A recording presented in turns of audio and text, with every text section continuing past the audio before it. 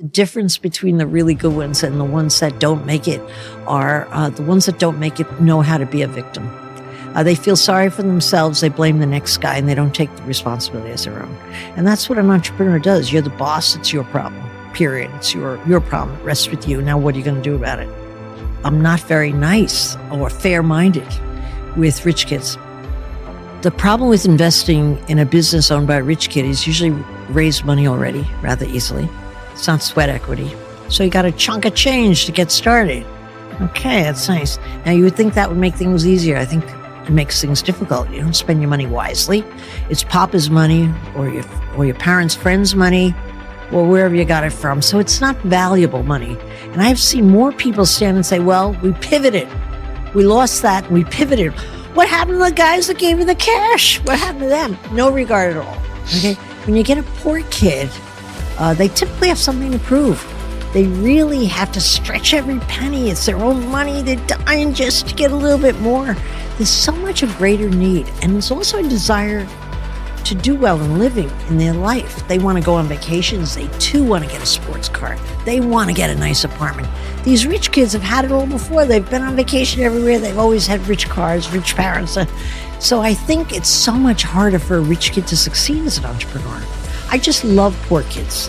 And I have to tell you, out of my whole portfolio, I don't have a single rich kid who succeeded. School is tough on kids that can't learn. I was one of those kids, myself and my two brothers. The other kids were A students, but we just couldn't read, we couldn't write, we couldn't learn. And what happens to a kid when you're in a school situation is you judge yourself based on school grades. What else do you have? Someone could say, she's such a nice girl. Well, that might sound good, but if you're getting all Fs, you feel terrible. You just feel terrible. And so your sense of self, I think, is formed very much by how good a student you are in all school systems. And it shouldn't be, because it's just one kind of intelligence, of course, but it is that way when you're a student. You sum yourself up based on whether you could get good grades or not. It's as simple as that. I had been working for the Giafuni brothers, two developers in New York City, as my first job, answering their phone as a receptionist, and decided to go out on my own and start a real estate business. But I needed a listing. And so I went to Mr. Giafuni and asked him if he could just give me one listing that I could rent out, an apartment to rent. And he gave me his worst, 3L, which was on the third floor in the back, which had previously been a superintendent's dark apartment. So looking at this, I didn't have a lot of money to spend. I had to place one ad in the New York Times, that precious ad, how to describe that apartment to attract customers in.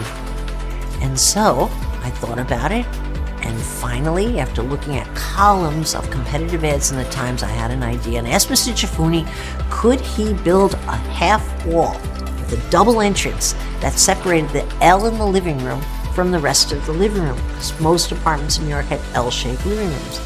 He was willing to do it because I told him I thought I could get him another $40 a month. Not $300 that he wanted, but $340. And in went my ad. 1 bedroom and den, $340. Competing with all the other apartments that said 1 bedroom, $300, $310, $315, something like that. And I got probably 80 phone calls, because who the heck would want to go in and see a 1 bedroom for, say, $300 when they could get a 1 bedroom and den for $340? And that phone never stopped ringing. And I ran that ad again and again because Mr. Giafuni gave me every 1 bedroom he had and built a wall in every unit. When I read about this show, I thought, of course, this is perfect. This is right up my alley. A few days before I was supposed to fly out to LA and go on to the Shark Tank set in Hollywood, I got a call from Mark Burnett Productions, his assistant, who said, I'm sorry, we've changed our mind. We're not going to hire you, but we'll use you as a fallback. How insulting. A fallback. And so I sat right down and wrote an email. And in the email, I told Mark that I understood that he had asked another girl to dance instead of me, but I was much more accustomed to coming in first. And I cited for him the worst things that happened in my life in very brief form. Donald Trump said I'd never get a penny of the $4 million commission I had to sue him for and won. Sister Stella Marie said I'd always be stupid, and I'm not. The Old Boy Network in New York said I'd never succeed and compete with them until I became the #1 rival. And I asked him if he'd invite both women out for the lone female seat and have us compete. And I went out there, his invitation, he turned around, and I won that seat, thank God.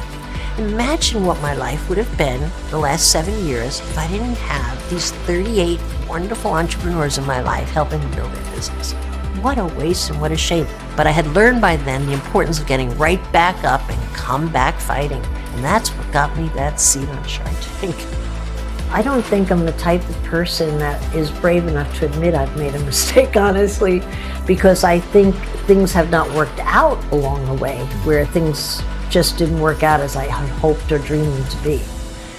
But I don't see them as a mistake, because as quick as you are thinking, oh, poor me, you start to see the light of the door that it's opening that couldn't have opened without it. Okay. So I don't have like a regret of this was a big mistake or that was a big mistake. But I have to also say, I have my whole life been very cognizant of doing anything and exposing myself to anything, even when I didn't want to do it, because I'm deathly afraid of feeling like I would regret. Like, what if I don't do it? That's more of a motivation for me than doing. Like, for example, with Dancing with the Stars, I did not want to do it. I'm an old babe. The last thing I want to do is practice 4 hours a day. You were great. Well, you think I was so great? Not the judges. They didn't think so. I was the #1 person on Dancing with the Stars last season, #1 rejected. Now, there's a record, okay? But, so you might say that was a mistake with all the work that led up to, and it was a social embarrassment. I thought I'd be rejected maybe #3 or 5 or 6, but #1, I never saw it coming. And so I was kind of a little mortified on that one. But you know what? I'm so thankful I did it, and the minute I recovered by the next morning, I'm like, thank God I did it, and thank God it's over. It's a lot of work. It's a lot of work. Because I didn't want to, I said yes because I didn't want to wonder what it would have been like. I learned that you get back up and all the opportunities and getting back up. Just got to be a habit of getting up. You get up and you're going to find something that you can do something with. Just get up. That's a habit. You have to make that habit.